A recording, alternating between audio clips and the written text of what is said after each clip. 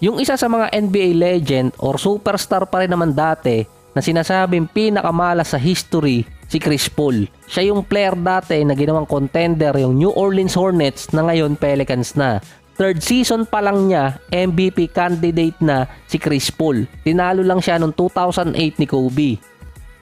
Binitbit din niya sa playoffs noon ng Hornets kasama si David West. Ang pinakamaalala kay Chris Paul ay yung naharang ang trade niya papunta sa Lakers para mabuo sana yung Dwight Howard, Kobe at CP3 trio. Ang sinabi noon, hinarang ang trade para nga hindi makabuo ng malakas na team ang Lakers dahil merong pang matitirang salary cap.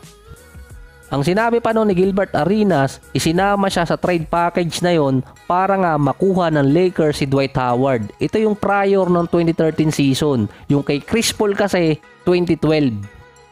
Pero maalala nyo, nung nabuo ang Big 3 ng Miami, si LeBron at si Chris Bosh, nagpababa ng kontrata noon. Ito kasi trade, mataas yung kontrata noon ni CP3 at ni Dwight Howard. Kaya mahihirapan din noon ang Lakers na makakuha ng ibang superstar dahil nga kailangan din nilang bumuo ng 12 players sa rotation or sa lineup nila. Kaya naman minala si CP3 noong mga time na yon dahil napaaga ang request niya ng trade. Hindi ko naman sinasabing malas talaga na wala lang yung pagkakataon na makasama sana ng CP3 si Kobe bago magkaroon ng major injuries at makasama sana si Dwight Howard. At dahil makakahikayat din sila ng ibang players na pumunta doon katulad sa Miami. Base kasi kay CP3 kaya siya noon nag-request ng trade, paalis ka ng New Orleans Hornets dahil sinabi sa kanya ng team owner na ibebenta na yung team at lilipat ng ibang location. Gusto kasi ni Chris Paul talaga manatili ng New Orleans.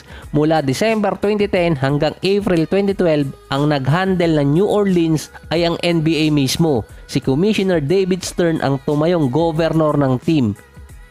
Ang paliwanag noon ni Commissioner, hindi niya ni-reject ang trade ng Lakers para kay Chris Paul bilang commissioner ng NBA, kundi ni-reject niya yon bilang team governor. So parang conflict of interest.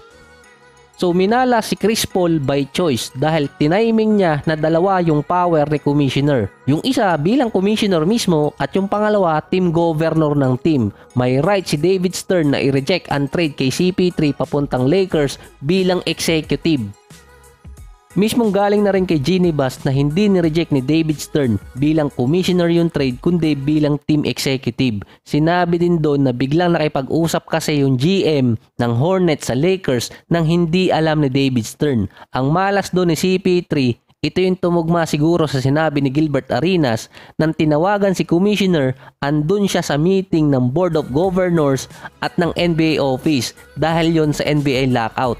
Nung malaman ng ibang team governors yung trade kay CP3 mula Hornets papuntang Lakers, sinabing bakit nagkaganon. Hindi sila nagkaroon ng pagkakataon kaya na-pressure si David Stern bilang Commissioner at team governor. So yung timing.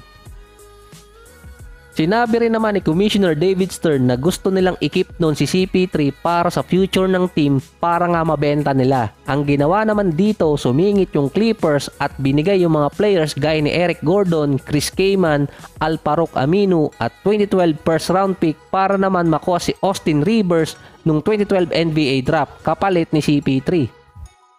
Si Dwight Howard naman na trade sa Lakers noong 2012 papasok ng 2013. Isang season ang pagitan nun at kung inintay ni CP3 na bagong team owner sana bago siya nag-request ng trade, baka napunta pa siya sa Lakers at kasama niya noon si Howard at si Kobe. Yung epekto naman ni Chris Paul sa isang team, napapataas niya ang winning rate kapag playoffs. Guys sa Hornets, Clippers, Rockets, OKC at Suns. Bukod sa nakalamang na sila ng 3-1 sa playoffs tapos nababalikan sila, mostly kasi yon dahil sa kanilang coach sa Clippers noon si Doc Rivers.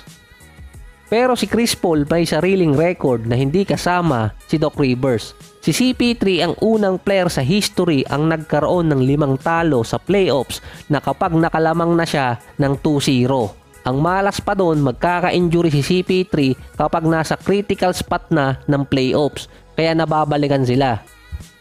Sinamahan pa yon ng Scott Foster effect kapag postseason. Sa career ni CP3 sa playoffs, 73 and 71 record siya. Sa total ng games na yon, merong 20 games ang hinawakan ni Scott Foster. 3-17 si Chris Paul doon. Ang unang game na hinawakan ni Scott Foster para kay CP3 sa postseason ay nung Dallas versus Hornets noong 2008, Game 5. Closing game yon para sa Hornets. Nakapasok sila ng second round. Triple-double si CP3, 24 points, 11 rebounds at 15 assists. Yung unang 2-0 na nabalikan si Chris Paul, 2008 din yun, second round versus San Antonio. Ang humawak kasi ng Game 7 noon si Scott Foster. Talo noon ng Hornets kasi nga na-fouled out si Chris Paul. Yung ikalawang panalo ni Chris Paul dito kay Scott Foster ay nung 2013, Clippers versus Memphis Game 1. Ito yung ikalawang beses na si Chris Paul nagkaroon ng 2-0 at nalaglag pa rin sa playoffs. Ang pangatlong panalo pa lang ni Chris Paul kay Scott Foster ay nung nakaraang playoffs 2023 versus naman sa Clippers. Pero meron kasing catch dito kay Chris Paul. Nang 2016, 2-0 na sila versus Blazers. Nung Game 3, si Scott Foster ang humawak ng series at natalo doon ang Clippers. Nalaglag ulit sila sa playoffs kahit lamang na sila ng 2-0. Kung merong equalizer, ito naman si Scott Foster and the extender. Every time din na makakalamang si CP3 or kaya yung ibang series na kapag 2-0 or 3-0 na, ang susunod doon na magiging official si Scott Foster at humahaba yung series kung saan nga nagkakaroon pa ng upset. So yung injury talaga nagpapahirap din kay Chris Paul kapag playoffs. Last season, hindi niya natapos yung series ng Suns versus Nuggets dahil nga nagkaroon siya ng injury. Noong 2022, naglaro noon si CP3 versus Dallas nang merong left quad injury. Kaya bagsak ang stats niya mula Game 3 hanggang Game 7. Nang 2021 playoffs naman, nagkaroon naman siya ng injury sa kamay. Bukod pa yung bago magsimula ang series versus Lakers. Nasa health and safety protocol siya noon. Muntikan pa siyang hindi makalaro. Lockdown tayo ng 2 season. Yung sa Houston Rockets naman, nagkaroon siya ng hamstring injury noong 2018 versus Golden State. Yung iba mga analyst ngayon at former player, hinihiling na sana si Russell Westbrook magkaroon ng championship. Pero iba dito kay CP3. Marami kasi siyang pagkakataon na makakuha sana ng championship pero minamalas nga siya. Yung isa pang pagkakataon doon kay Chris Paul noong 2020 season. Ito yung na-trade siya papuntang OKC kapalit ni Westbrook. Interesado noon ang Lakers dito kay Chris Paul pero may catch kung si CP3 magpapabuyout ng kontrata sa OKC. Ang Thunder noon nasa rebuilding process na dahil nga na-trade din si PG papuntang Clippers kapalit din ng ilang asset. At yung isa pang sinabi daw ni CP3, no way natatanggihan niya yung $44 million na player option. Hindi rin kasi basta ma-trade nun si CP3 ng Thunder kasi malaking kontrata. Hanggang sa nadala niya sa playoffs yung OKC at tumaas ulit ang value niya. Nagamit naman ng Thunder sa trade papuntang Phoenix Suns. Nahinto pansamantala yung rebuilding process ng OKC dahil nga kay Chris Paul. At iniintay naman ng Lakers kung magpapabuyout talaga siya. Pero prior sa matrade si CP3 papuntang OKC, nag-sign na kasi ulit sa LA si Rajon Rondo.